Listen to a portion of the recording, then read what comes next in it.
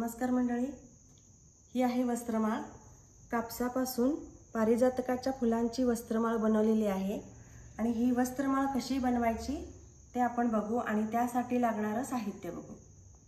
हे आहे white cotton आणि थोडीशी लोकर, पांढरा दोऱ्याचा रीळ आणि हा मी पोट्टा फोल्ड करून घेतलेला आहे। त्यानंतर ही आहे लेस आणि हे आहे केशरी कलर आणि स्टेपलर। कापसाची आपण वात वळून घ्यायची आहे, दोरा वात म्हणतो ना तशी। तर हे अशाच पद्धतीने कट केलं की वात ही एकदम व्यवस्थित बनेल आणि ही अशी आपल्याला ताणून व्यवस्थित वळवून घ्यायची आहे।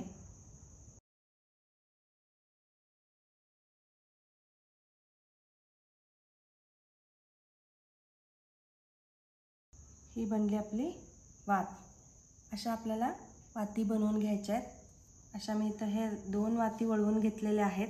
आता या वातींपासून आपल्याला पारिजातकाचं फूल बनवायचं आहे। त्यासाठी मी असा एक जाड पुठ्ठा घेतलेला आहे जो असं फोल्ड केलेला आहे व्यवस्थित। आणि हा दोऱ्याचा रीळ, आपल्याला हा दोरा घ्यायचा आहे आणि या पुठ्ठ्याच्या मध्ये आपल्याला इकडे थोडा दोरा आणि या साइडला दोन्ही साइडला मधून असा घ्यायचा आहे, जेणेकरून आपल्याला वर गाठ मारता येईल। हा असा पुठ्ठ्यामधून मी हा दोरा ओवून घेतलेला आहे। आता ही जी वस्त्रमाळ आहे आपण बनवलेली, ही मागून अशी घ्यायची आहे, इथं घट्ट धरायचं आहे आणि आपल्याला ही वात अशी फिरवून घ्यायची आहे।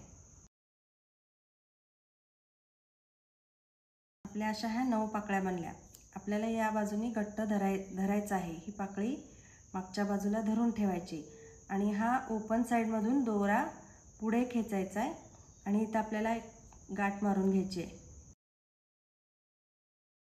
आता घट्ट धरून आपल्याला बाजूला काढायचं आहे आणि इथं अशी जोरात गाठ मारायची आणि निसटू नये म्हणून त्याच्यावर आणखीन एक आपण गाठ मारणार आहोत।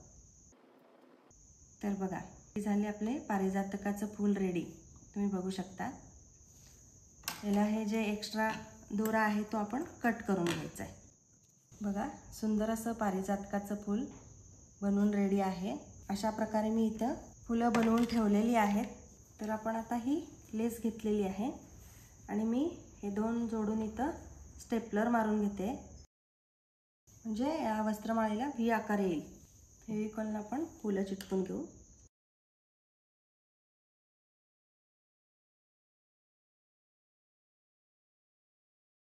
इथे लोकर बांधून घेऊ वरच्या बाजूला।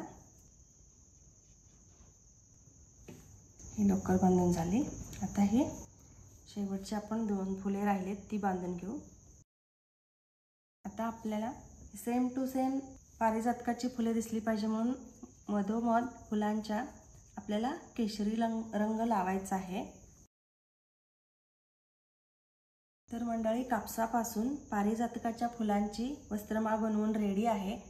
तर तुम्हाला आवडली असेल तर माझ्या व्हिडिओला लाईक करा, कमेंट करा आणि चॅनलला सबस्क्राईब करा। धन्यवाद।